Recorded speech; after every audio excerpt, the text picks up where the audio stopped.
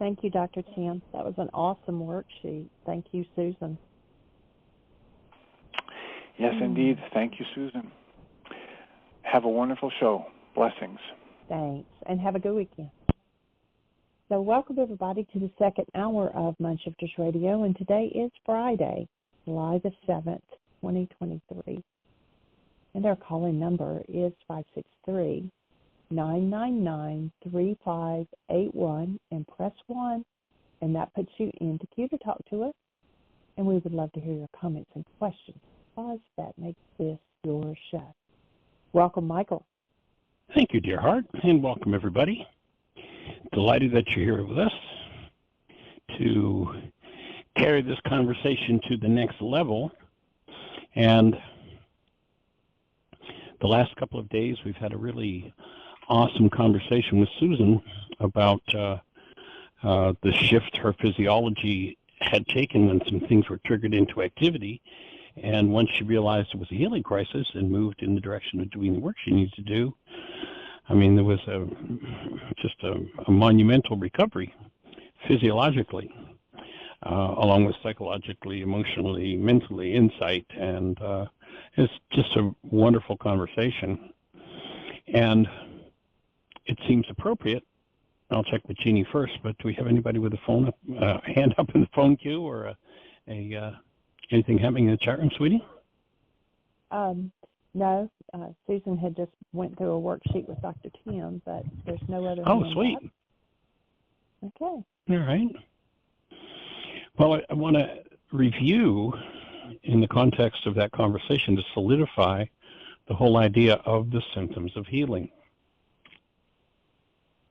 One of the things that happens in a healing crisis, and in naturopathic medicine, that's what this healing process is called, and a lot of people object to using the word crisis, but in fact, if one doesn't realize that things are happening on a crisis level, they can sort of gloss over it and, pretend it's not there. So acknowledging the truth of this energy system is processing through, something from the past that it's perhaps been holding on to for a long time.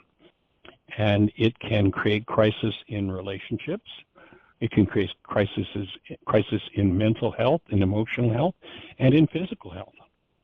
So it's important to understand and be able to move through those energetic symptoms, do the things that keep the energy moving. The whole foundation of understanding a healing crisis and understanding what we call the body and the world, to begin with, starts with Albert Einstein. And what Albert says, 2,000 years ago, there was a gentleman who said in Aramaic, "Don't judge by appearances." And Albert Einstein says, Albert Einstein talks about the idea that the world is energy. He says, on such things as matter, we've been all wrong. What we have heretofore called matter is energy whose vibrations have been so lowered as to be perceptible to the senses. There is no matter. So we do not have a material world. We do not live in a material world. Yes, the mind, with its limited faculties, makes the world look physical. But let's use an analogy to understand how that happens. Let's imagine we take somebody from the jungle somewhere who's never seen anything more complex than a dugout canoe. A tribal region where, they would cut down a tree, hollow it out, paddle away in their dugout canoe. Most complex machine that this person has ever seen. And we bring them to the airport and have them stand on the tarmac and observe our prop plane that has already been started. They look at the plane, and we ask them what it is that they see. We explain what the wings are, and we ask them what it is they see on the front of the wings. And the person from the jungle says, well, obviously that's a shiny silver disc. The sun's coming in at the right angle, and the spinning propeller looks like something it is not. The mind, not being able to keep up with the rate of spin of the propeller, does not show you 4 arms spinning around a pivot point. With the rate of speed of its rotation, The mind shows us something that appears to be solid, but in no way, shape, or form is solid. And it becomes really important to not judge by that appearance in the mind because, let's imagine this guy's going to check out. He wants to know what the friction's going to feel like on his fingertips when he touches this shiny silver disc. He's going to have a really serious problem. In the same way, if you don't understand the energy moving in your own form, be it physical, mental, emotional, relational, financial, business, whatever arena it's in, if you don't understand the truth about the energy that's moving, then your mind's going to make things up. And if you go into behaviors based on something that's made up, that is a fantasy. We'd say to the man who sees the shiny silver disc, sir, you're living in a fantasy world. There's no shiny silver disc there. Don't touch it. It'll kill you. People die because they live in fantasy worlds and they touch things that don't exist. That is, they live out of things, they create out of things that are fantasies. Some fantasies are useful. We have a fantasy that we call sunrise. We've known for hundreds of years that the sun doesn't rise. But notice, you can turn on your TV, you can go to virtually at least every weather app that I know of, and it doesn't say the time that the Earth will rotate into the view of the sun.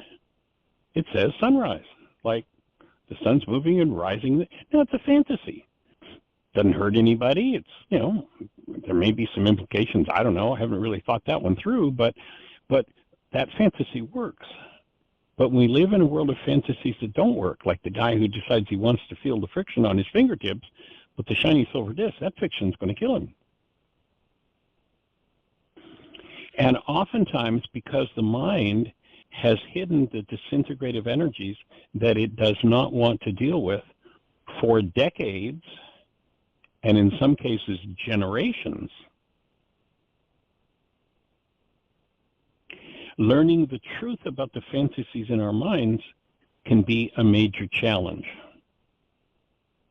And to bring the underlying truth of events that happen forward to awareness can be something that is so blocked out of the mind that it's impossible to conceive of for some people. I remember back about, probably 15 years ago, maybe a little more than that, we had a woman who was an executive in Las Vegas in a casino. And she came to an intensive. In the first 3 days of an intensive, we do a modified eating program where we do smoothies and juices to give the body a chance to load up on enzymes and to begin to detox itself. So we're doing that in the intensive, and this woman who'd been a high-level executive in Las Vegas, high-stress job, went into migraine headaches. And she sat in the classroom with a bucket in front of her. I mean, she was puking, and migraines that went on for hours. And knowing what was going on, knowing this was a healing process, I don't know, Jeanie, do you remember how many times I said, has this ever happened to you? Have you ever had these symptoms before? Lot. I asked her over and over and over and over and over again. And after 3 days of that, she finally remembered. Get this. How do you forget something like this? She finally remembered that in one 10-year period of working as an executive in the gambling industry, it was so high stress that she had migraine headaches every day for 10 years. But she didn't remember that when she went into the healing crisis. Literally, the minute that she went, oh, God, I had migraines. My kids were small. I'm working in this high-stress job. I had migraines. Guess what? If I remember correctly, I think that was a 9-day intensive where she never had one sign of a headache after that minute of allowing yourself to become aware and process that energy. whole idea of a healing crisis is a really important key, especially when you come into high-stress situations where the energy is really moving. So understanding what goes on in that process is really urgent. You'll remember that there's a step on the worksheet in step 2 that says, I'm willing to go through the physical, mental, and emotional symptoms of healing. There are 3 levels that are impacted when healing occurs. Now, real healing, treatment's a very popular thing, because you can go get a pill, pop that pill, and oh boy, my symptoms have gone away. Do I feel better? Now I know I'm healed. The biggest lie that's ever been told. Because every drug is a disease-disguised cure. If you don't believe me, open the drug package and look at the insert. Now, they'll tell a little white lie. Actually, it's a big red, purple, bruising lie that these drugs don't cause diseases, they cause side effects. But you read the list of side effects that go with every drug, and you'll notice it's a list of diseases that oftentimes are far more tragic than the symptoms that someone's trying to suppress with that drug. I'm not saying don't ever use a drug. It can save a life, no question. But it cannot heal anything. If you need treatment, please put healing beside it and do your healing work. You will then benefit from both. But if you only do treatment, I promise you, you'll go from, 1 drug to 2 to 4 to 7 to 10. And, we did one intensive in Florida back a few years ago, and there was a young military man there. And we started to talk about this idea of healing crisis and the impact of drugs. He abruptly got up and walked out of the room and came back in with a Walmart-type plastic bag and just dumped it out on the table. I don't remember. It was 30-some-odd different drugs. Within about, and I'm not really remembering the time frame, this was a few years ago, but within a relatively short period of time, he was down to the point where he had 1 drug in his daily treatment program. So drugs are awesome at shutting down energy flow. One of the things they never tell you about is, let's say there's an anomaly in the body and the body says, I need, X number of grains of such and such a substance that the body produces.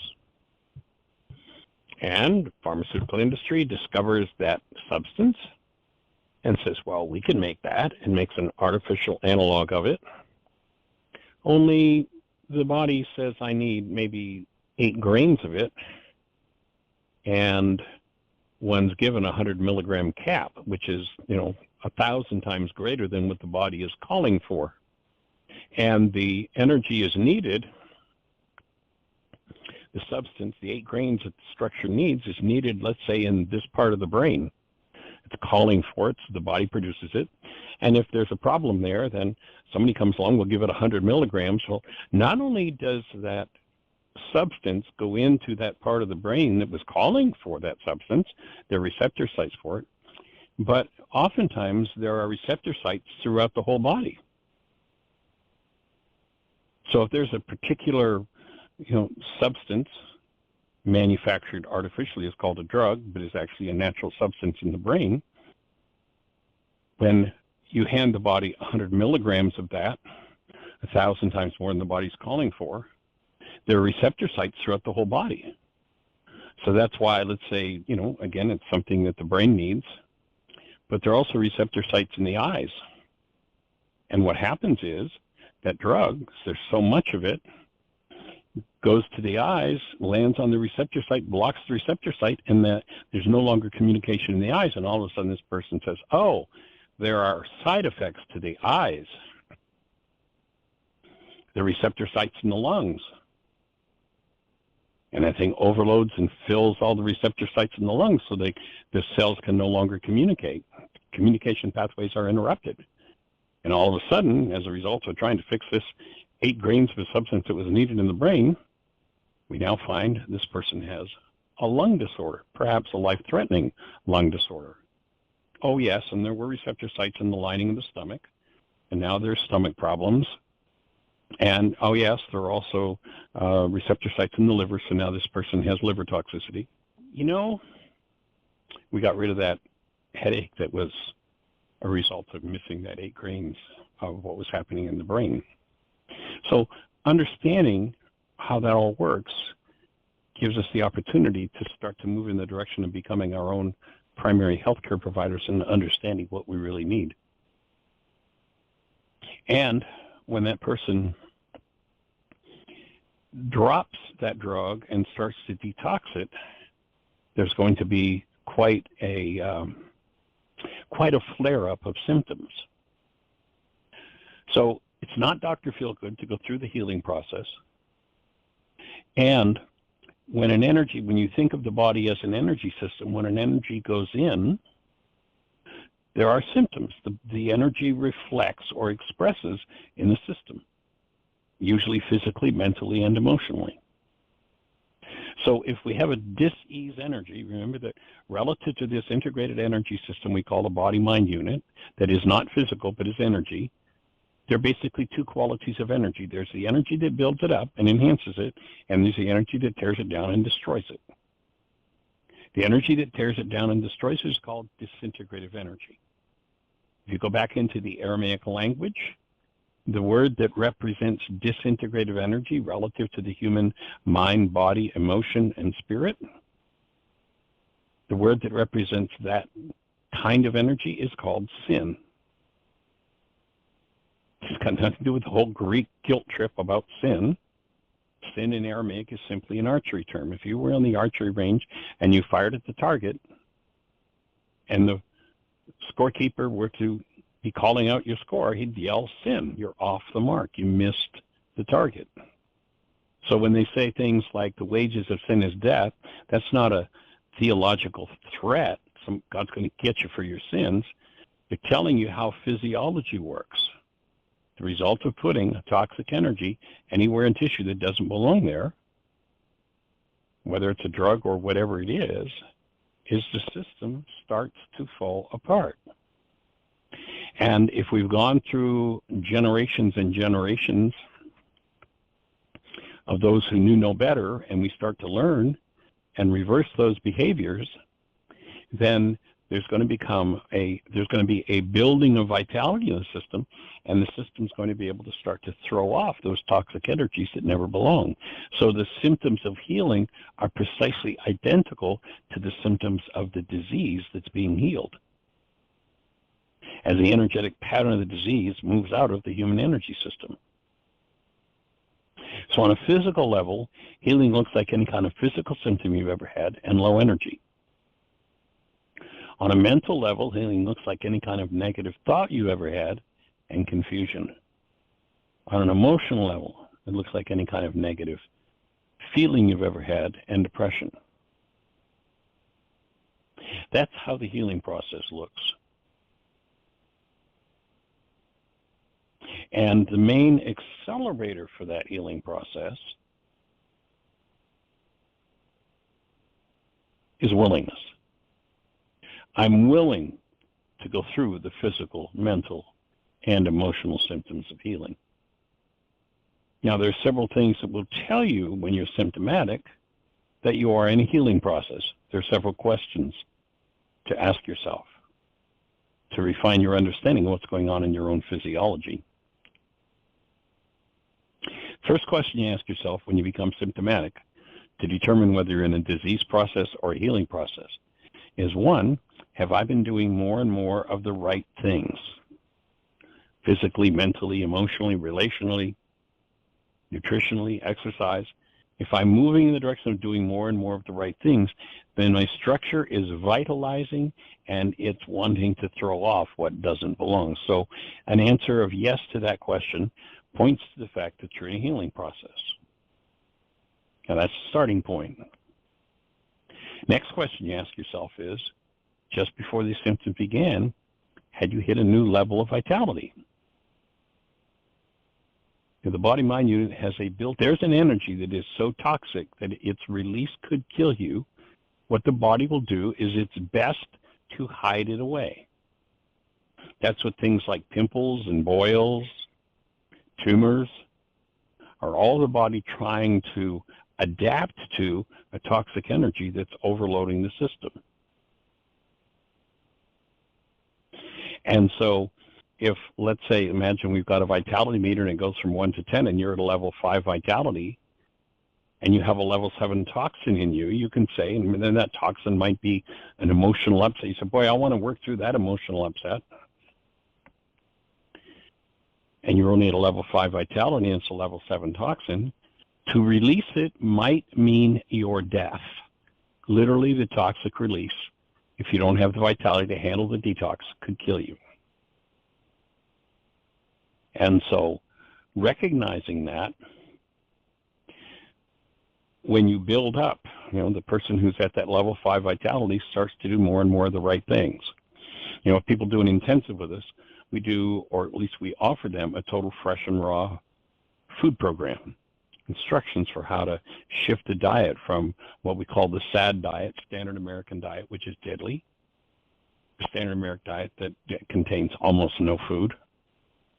It's really sad that we live in a culture that when you go into a restaurant, you have to ask the question, do you have any actual food, like things with nutrition in it? Oh yeah, we got this sandwich, and of course your sandwich is made with the whole grain so that all the nutrients are in the grain for the bread, right? Oh no. We have white bread. We have that stuff that builds strong bodies 12 ways. Really? Now there's Madison Avenue lying to you. There are two really good uses for white bread. One, if you've got a loose tile, get it wet, put it behind the towel, it'll stick. That's what it does to the colon. It sticks, glue. Patients a major problem in our culture. It's amazing how many people can't move their bowels without some sort of assistance. Why is it? Because they eat nutrition-free food. The second good use for white bread is you get a little bit wet if you break a glass, and you can use it to pick up broken pieces of glass, but it has no place in the human body. It is a tragedy.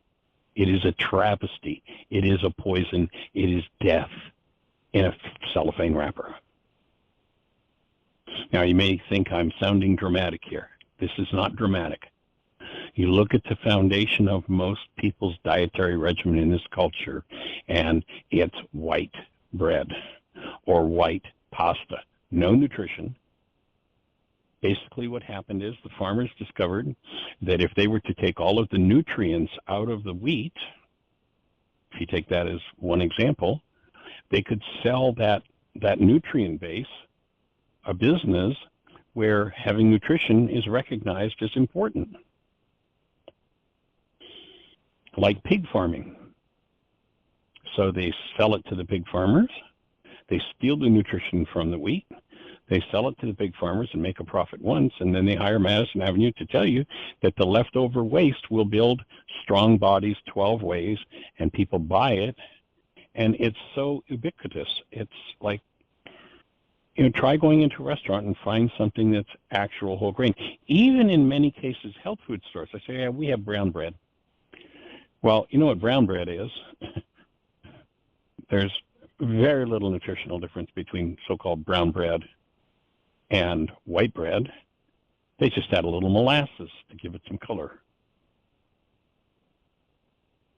But if you want to be vital, you have to change the way you eat if you're eating the SAD diet, the way you combine your foods. You have to really become aware of what serves the structure functioning properly. So as you start to do more and more of the right things, you become more vital. So if you ask yourself, just before these symptoms occurred, had I hit a new level of vitality? Like, did I go to bed last night just so excited and so delighted? I had a major breakthrough in my life, and life is so sweet, life is so good. And then the next morning, get up out of bed, and you wonder if anybody got the number of the Mack truck that went through your room during the night. What happened? Well, you hit a level of vitality where the system said, okay, now what you need to do is lay down, breathe, drink water, eat eliminative foods, and let us clean the toxins out of your structure. So that's the second indicator that you're in a healing process. Yeah, I was at a new level of vitality just before this happened. Question you ask yourself is, what's happening with my elimination? And we're talking about the output of all of the eliminative organs. We're talking about the lungs, we're talking about the skin, we're talking about the sinuses, we're talking about the urinary tract, we're talking about the bowel. Overall, if you're in a symptomatic state and you can say there's an increase in elimination, that's another indicator that you're likely in a healing process.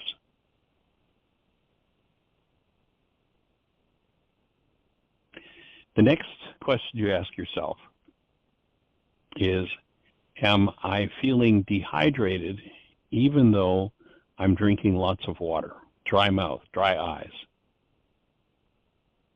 If so, what happens is that mucus has two purposes in the human body. One is it's designed to be a thin, watery substance that lubricates. So it has that function. But also, if toxicity comes into the process, then that mucus thickens automatically to trap the toxicity and keep it out of the cell.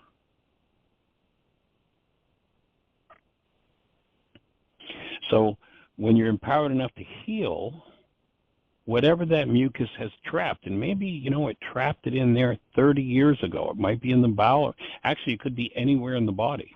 I remember working with a woman back, just about 40 years ago, and we were doing a 7-day detox program. And in the morning, her body was perfectly normal. If you looked at her, you'd just say she's just her normal self. By noon, she literally looked like she was 9 months pregnant. And by midnight, her body was back to normal again. Oh, wait a minute. How does that happen, Michael? Well, think about it. Have you ever blown your nose in a Kleenex, gotten a good full Kleenex and set it down? You weren't near a trash can. You went back to get it later, and there's almost nothing left in it? What happened? The mucus, the thickened mucus, dehydrated. The moisture evaporated. Kind of like if you cook mushrooms in a frying pan. They start nice and, boy, I got a really nice serving of mushrooms here. And 5 minutes later, it's like, well, what happened to all my mushrooms? Mushrooms are mostly water. They dehydrate in cooking. Well, mucus does the same thing. Toxicity is trapped, and there's no way, and now it begins to harden. It dries up, becomes thicker and thicker and thicker, and creates layers within the structure. And those layers can be anywhere. I've seen people who had mucus release in a shoulder, where the shoulder blew up like a balloon, or like this woman, her belly did, or a foot, or anywhere in the structure that there's trapped mucus. When one becomes vital enough to access whatever's hidden in there, whether it's a physical toxin, whether it's a negative thought or negative emotion, whatever the energy is, when they're vital enough, the system will automatically start to open that. And to open it means to rehydrate it. It will take water to that part of the structure and liquefy the mucus again so that it can start flowing and be released. Well, what's going to happen if you imagine that big Kleenex that was full, and then you dehydrate it and there was nothing there? What happens if you rehydrate it? It blows up. And that's exactly what happens in the body. So you can see, parts of the body where the toxicity is stored, and it rehydrates, and it doesn't matter how much water I drink, it seems I can't drink enough. So if you're still thirsty after drinking water and you're symptomatic, then you're probably in a healing process. Parts of the body will puff up as that mucus swells from taking in the water and rehydrating itself. And then it's going to have to drain out of the system. So that's where you're going to get the increased elimination. So you might look in the toilet and go, oh my God, that's not just a bowel movement, it's full of mucus. That's the body releasing. Or you might have a lot of coughing and releasing a lot of mucus, or sinuses, or skin. Skin irritations, what look like pimples or boils. That's the body saying, the shortest route, the largest elimination organ in the body is the skin. And when some other organ of elimination isn't working properly, like if you eat the sad diet, your colon is a tragic mess. It's an interesting book you might want to read if this topic is of interest to you and you really have some work to do in this area. It's written by a chiropractor named Bernard Jensen, and the book is called Tissue Cleansing Through Bowel Management. There are pictures in the book of what has come out of people's colons, and I can say that doing one of the processes that's in the book is called the Kalima. That's what I use to guide people through. Doing the Kalima process, I've seen bowel movements that looked like a piece of black rubber tire, thick, rubbery, almost impossible to cut, just like you'd see on the side of a road when a truck tire peels off.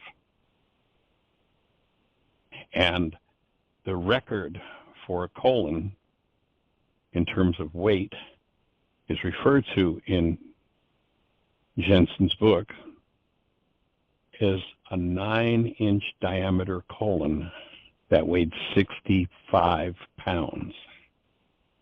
That's 65 pounds of toxic waste in the colon.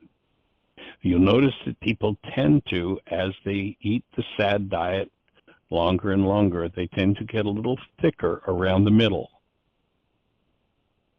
That's a colon loaded up with toxicity. It does take, in Jensen's book, he outlines this Kalima process that uses special herbs that will help to liquefy, will help to break down the hardened deposits in the colon. Again, thirst can be a sign that there's a healing process going on. Another one is that when the body says, I need to cleanse and detox what I've been carrying around, and that cleanse and detox can be physical, mental, emotional, appetite disappears. I don't want to eat. If you don't want to eat, don't force yourself to eat. If your body's saying no food, what your body's saying is, I need all of the energy that I've got to do this house cleaning process. Taking in nutrition is a very poor way, a very inefficient way through the food to get energy into the structure. So when the appetite shuts down, that's the time to leave food alone, drink lots of foods, and if you're going to eat, or for me, drink, well, actually, I should say that, like quite literally, drink lots of foods. In order for the digestive system to work properly, the digestive system functions to digest liquids, not solids. When we would do the first 3 days of an intensive, we would tell people, so while you're here, here's your instruction for eating. You want to drink your food. You want to chew your smoothie or your juice. Many people just swallow and think, oh, well, that's all I need to do. No. Actually, digestion starts in the mouth. If you consider different types of digestion that happen in the structure, each place where that happens as a stomach, they talk about cows having multiple stomachs. That's why they can chew their cud and turn grass into food, into beef. Chewing breaks down, starts the digestive process, and in the human, again, if you consider different types of digestion, each place being a stomach, the first stomach is the human mouth. Thailand tags if food is chewed. Now, if you break something off and just swallow it, digestion never happens to that food. It never properly breaks down. It has to be tagged in the mouth with Thailand to tell the rest of the body what to do with it. So there's one stomach. Then there's the first stage of digestion, once the food goes through the esophagus and gets to the upper part of the stomach, is that part of the stomach is alkaline. So it's an alkaline digestive process.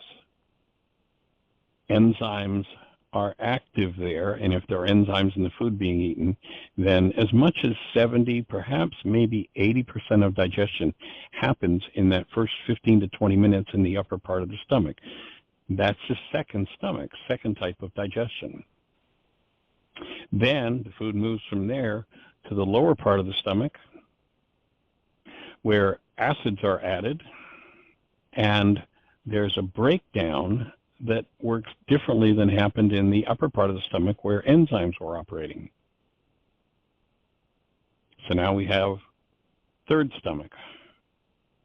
Then the food moves into the colon, into the small intestine and colon, and now you have a fourth and a fifth type of digestion. So humans have, in fact, 5 different stomachs. If the digestion doesn't start in the first one, it doesn't finish in the last one. And, you know, they say, there's an old saying that says you are what you eat. No, actually, that's not true. You are what you digest, what you metabolize. And that includes all levels of energy. If you metabolize rage and fear and hate and vengeance and terror and trauma, then your structure is going to reflect that energetic dynamic. So when the system wants to clean itself up, it takes away appetite and uses the energy in order to digest.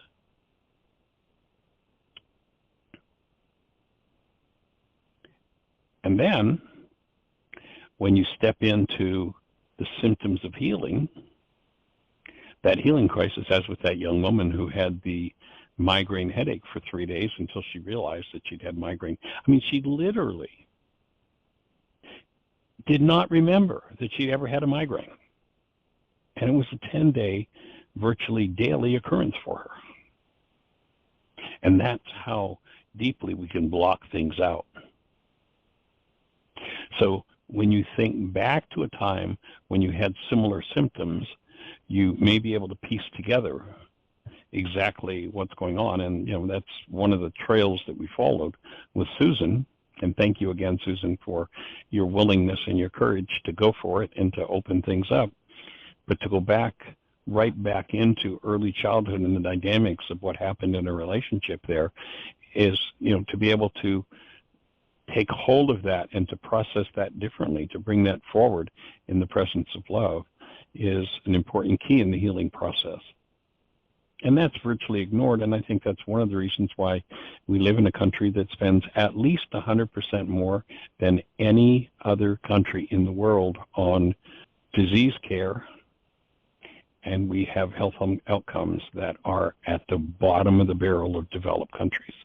Literally, you know, I think there are 46 countries in, I'm not remembering what the grouping is, but there's a grouping of some 46 countries that are considered more advanced than the rest. And our health outcomes with what we spend on disease care are right down there, 44, 45, 46, the worst in the world. And so to recognize what we're doing and to be able to tap into those past energetic dynamics and move through them becomes an important part of the process. And those things oftentimes are, as Susan demonstrated in our conversation the last couple of days, are processed cognitively. But many times the awareness of what was going on is so suppressed, as with this woman I spoke about, there's no cognitive awareness, there's simply the processing of the energy.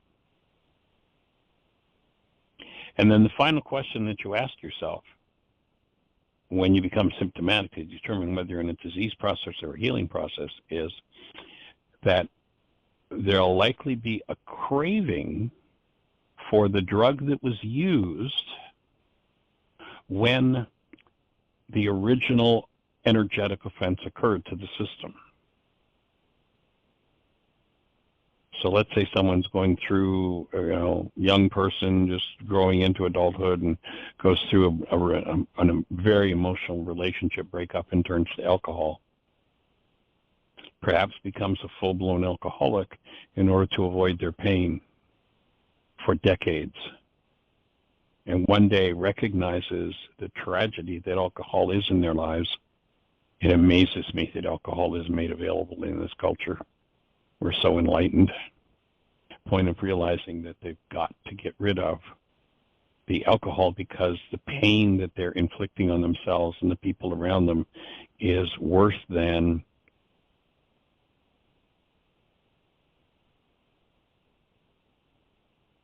the original disease was. And so dropping the alcohol becomes a necessity. And when a drug like alcohol is used to anesthetize against pain, when you get to breaking down the core of that pain, and if you look at the let's say taking alcohol for an example, the number of organs that it affects, it's related to cancer, it's a central nervous system depressant. I mean, it's a tragedy in the human body, an absolute tragedy. You know, over 3 million people a year worldwide die of alcohol.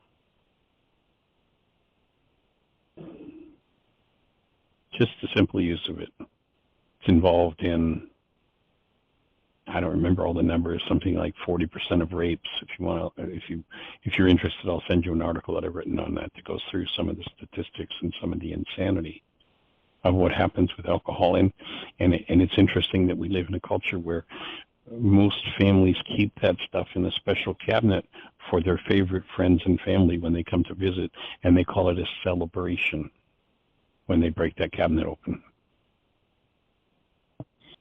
So when the system starts to break down, let's say if it's the situation I was talking about with the colon, if the toxicity is stored in the colon and starts to break it down, there literally are perhaps actual molecules of the alcohol still stored and suppressed in there, and if not, at least the energetic signature of the alcohol is there. And so when, you know, maybe this person's quit drinking decades ago, and they go into a major healing crisis, and all of a sudden there's a craving for alcohol.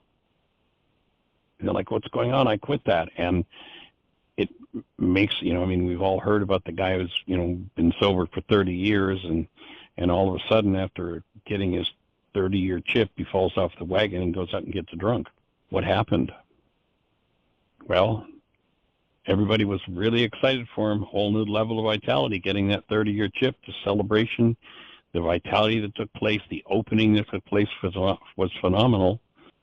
And if he wasn't prepared to deal with what opened for healing, what the alcohol had been covering from decades ago, then when the energetic signature, the molecules of alcohol that are bound up with what's been suppressed in the system break loose, there's that cravings back, that inclination toward, I need a drink. And that's when many alcoholics fall off the wagon, or drug addicts, or food addicts, or sex addicts, or whatever it is. So to remember that if your answers are on track and you go in a healing crisis, this is the time to make sure that you're still doing all the right things. That you don't compromise yourself. You recognize that you're in a healing process, and you've been doing your work and moving there willingly, and you want to make sure that you keep that energy moving.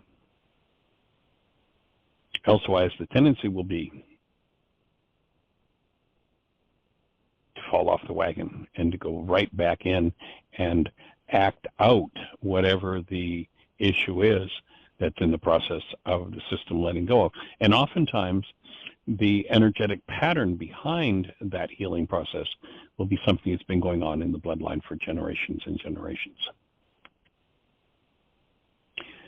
So keep doing the right things, stay in willingness.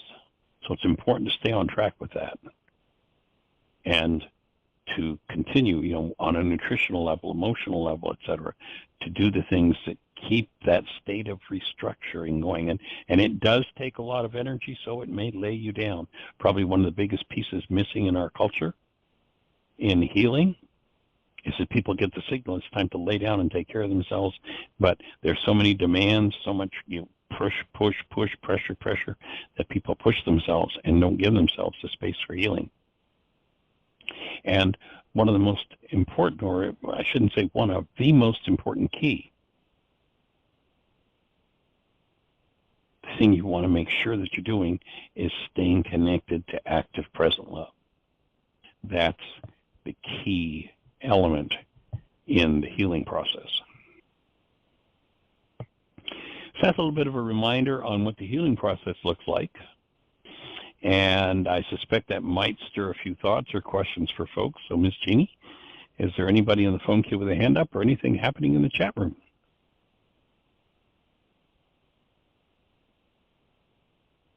There is a hand up. So area code Awesome. 813, you're on the air. Hello, it's Bob. Doc, thanks for taking my call. Hey, how do you be, sir? Hanging in there. I'm calling from Toms River, New Jersey. I heard what you said about alcohol. I always thought sugar might even be worse than alcohol because there's sugar in alcohol. Turns but to you made alcohol. a statement. Yeah. Yes, Yoon's made a statement about sexual assaults and alcohol. You said 40%? I don't remember the numbers, but something in that range of sexual assault involve alcohol. Yeah, sexual abuse. I've got a buddy named Doug Hutton, and he said that usually those rapes are because chicks have really nice tits, or maybe they're showing their ass. Okay, Jeanie, let's just cut it off. Yeah. I was suspecting we might have been falling into someone who's in a tragic place of pain and wants to inflict their gross thought processes on others. So we'll hold the space for your healing and your misogynistic view of women is an atrocity and it's a projection, and I invite you to do your work and clean up your act. And we all need to clean up our act, so we'll hold the space, extending love in your direction, but we don't need your abuse either on this show. Thank you. Surprised that someone with that kind of an attitude is even listening to the show, but who knows? Well, our call-in number, if you're on one of those stations where we can't see you, is 563-999-3581. If you call that number, you'll be listening to the show directly. And then if you push 1, that'll raise a hand in the control panel, and we know you want to say hello. How can we support you? What's on your mind? 563-999-3581. We've got about 10 minutes left, so time for a good conversation yet. Anyone with any thoughts out there?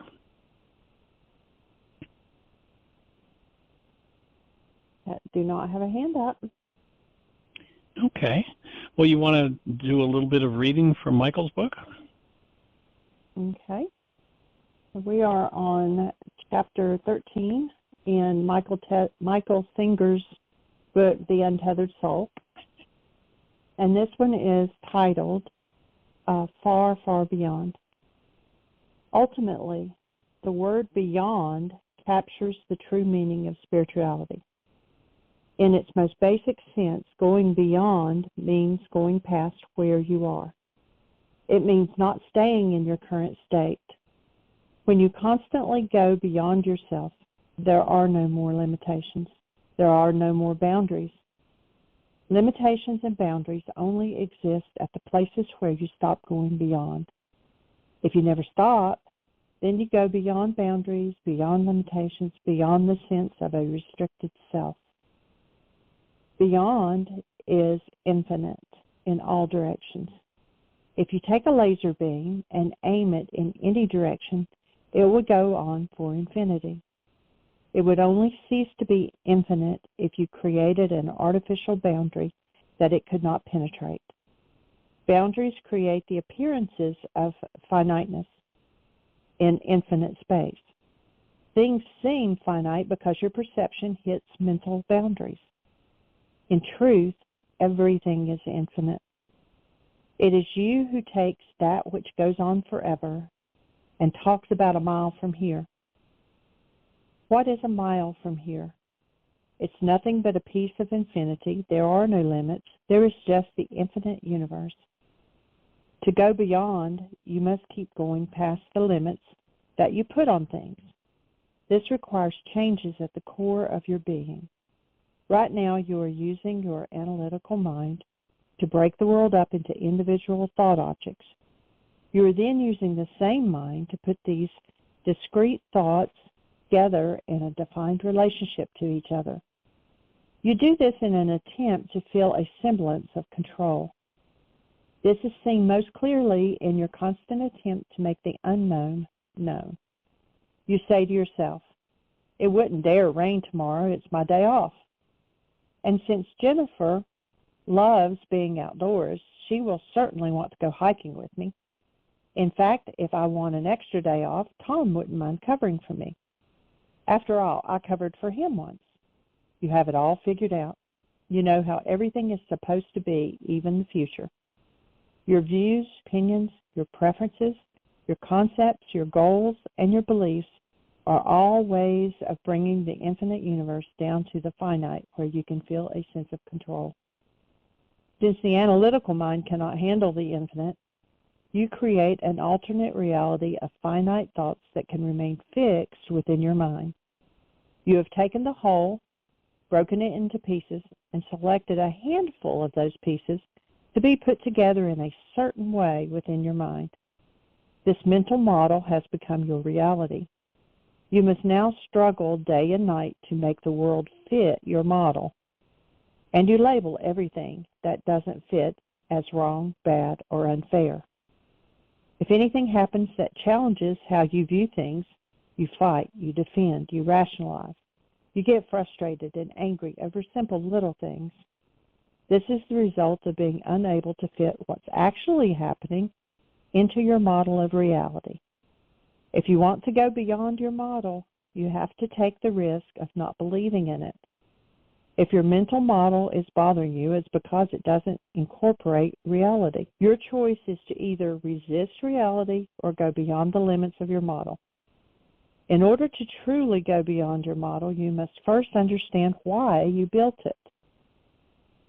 The easiest way to understand this is to study what happens when the model doesn't work. Have you ever built your whole world on a model of life predicted upon another person's behavior or the permanence of a relationship? If so, have you ever had that foundation pulled out from under you?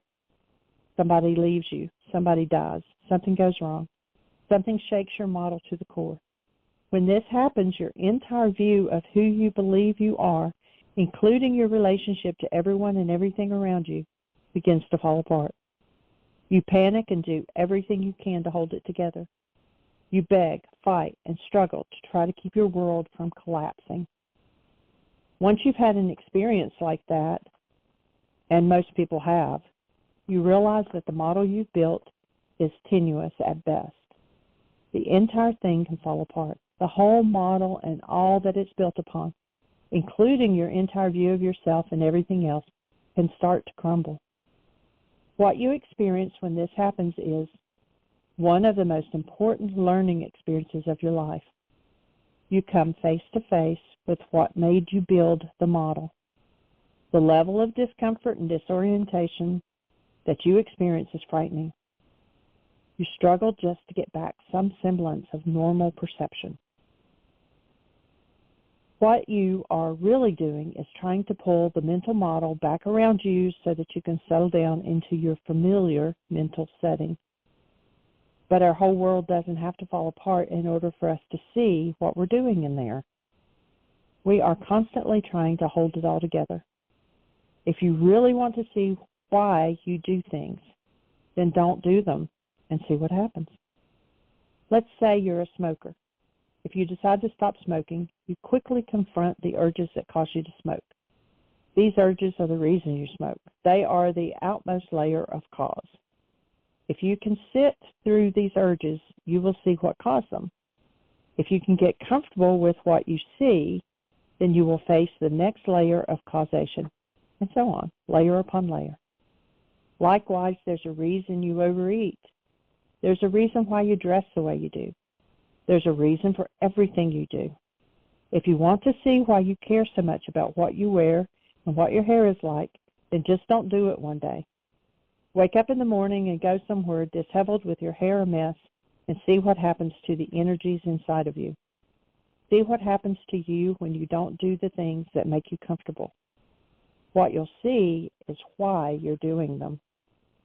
You are constantly trying to stay within your comfort zone. You struggle to keep people, places, and things in a manner that supports your model. If they start to go any other way, you get uncomfortable. Your mind then becomes active, telling you how to get things back the way you need them to be. The moment somebody starts behaving in a way that is outside of your expectations, your mind starts talking. It says, what should I do about this? I just can't ignore what he did. I could confront him directly or ask someone else to talk to him. Your mind is telling you to fix it. And it doesn't really matter what you end up doing. It's all about getting back within your comfort zone. This zone is finite. All attempts to stay within it keep you finite. Going beyond always means letting go of the effort to keep things within your defined limits. And I'll stop there because we're down to 2 minutes on the show. Well, good point there. He's what I hear him referring to is right back to Yeshua, where he says, in order for you to live, you've got to die. This false self, this false model, never thought in terms of it being a model before, but that's pretty accurate. This accumulation of energetic patterns that come from trauma experiences and power person dynamics, generational patterns, tends to become deeply established in the perceptual system because of all the emotions involved. And emotions are basically amplifiers of energy. So when, an event happens and something resonates, this whole complex of trauma comes together when we have a traumatized perception of self. This whole complex of energy within us is begging to be forgiven, begging to be removed. And there's the whole function and purpose of the process of forgiveness, step by step, to move through those layers. So that's what we're here to support you in, and we're delighted that you're here to be part of this conversation. I invite everybody to have the best year yet of your eternal life. It's an awesome gift to give the world. Blessings. Bye.